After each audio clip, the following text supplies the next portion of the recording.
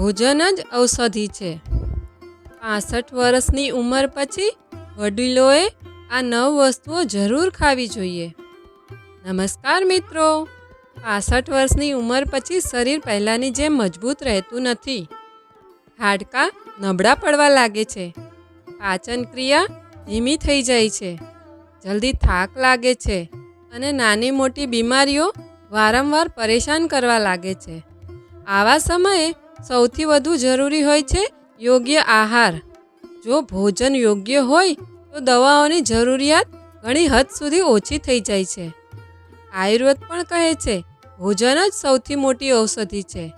તેથી આજે આપણે એવી 9 વસ્તુઓ વિશે જાણીશું જેને 65 વર્ષની ઉંમર પછી રોજિંદા આહારમાં જરૂર સામેલ કરવી જોઈએ, જેથી શરીર મજબૂત રહે, ઊર્જા જળવાઈ રહે અને વધતી ઉંમર પછી પણ સારું સ્વાસ્થ્ય જાળવી શકાય।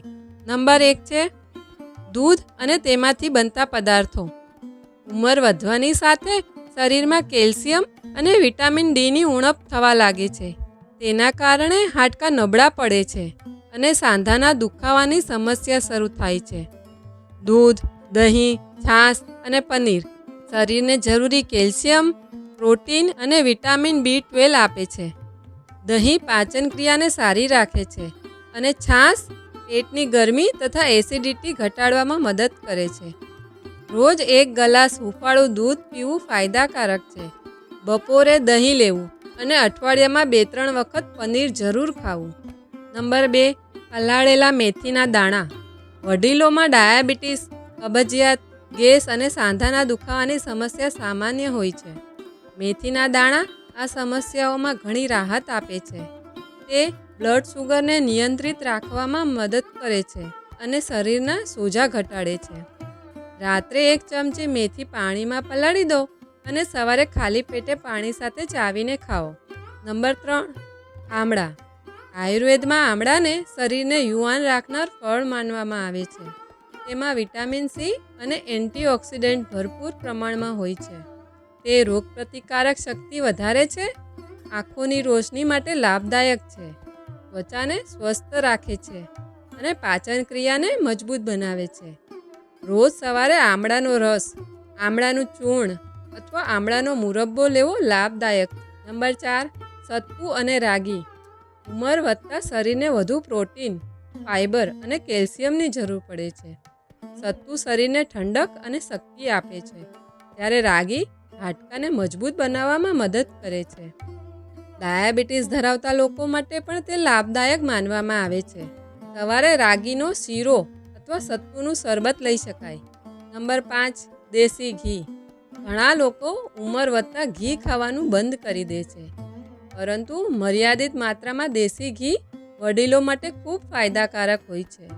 તે શરીરને ઊર્જા આપે છે, સાંધાઓમાં લવચિકતા જાળવી રાખે છે અને પાચન ક્રિયાને સુધારે છે। રોજ 1 થી 2 ચમચી દેશી ગાયનું ઘી ભોજનમાં જરૂર સામેલ કરો। નંબર 6, સૂકા મેવા અને બીજ। બદામ, અખરોટ, કિસમિસ, અળસીના બીજ, કોળાના બીજ અને ચિયા સીડ્સ શરીર માટે ખૂબ ઉપયોગી છે।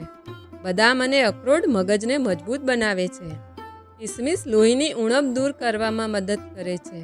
અળસી અને ચિયા સીડ હૃદય માટે લાભદાયક માનવામાં આવે છે, કારણ કે તેમાં ઓમેગા-3 ફેટી એસિડ હોય છે। રોજ સવારે 5 થી 7 બદામ, 2 અખરોટ અને 1 ચમચી બીજનું સેવન કરો।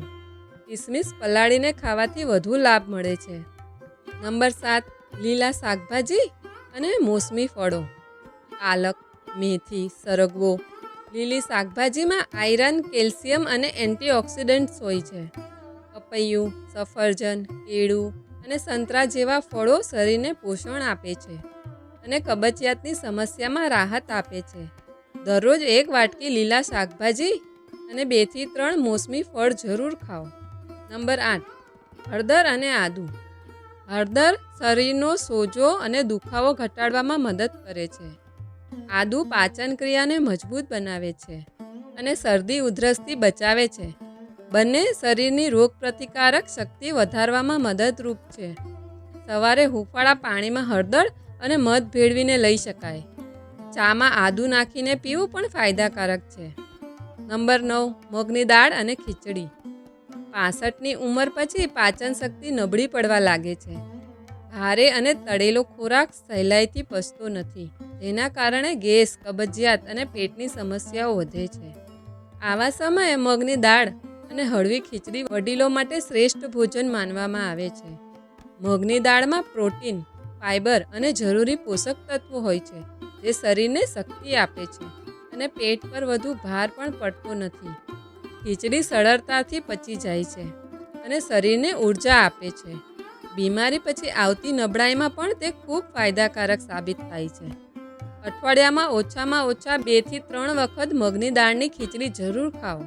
તેમાં થોડું દેશી ઘી ઉમેરવાથી સ્વાદ અને પોષણ બંને વધે છે. કેટલીક મહત્વની બાબતો.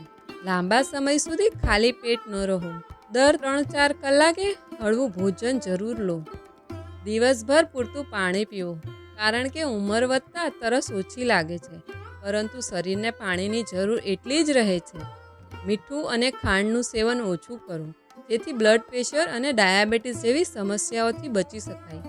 જો 65 વર્ષની ઉંમર પછી યોગ્ય આહાર અપનાવવામાં આવે તો શરીર લાંબા સમય સુધી સ્વસ્થ રહી શકે છે, દવાઓ પર નિર્ભરતા ઓછી થઈ શકે છે અને જીવન વધુ આરામદાયક બની શકે છે.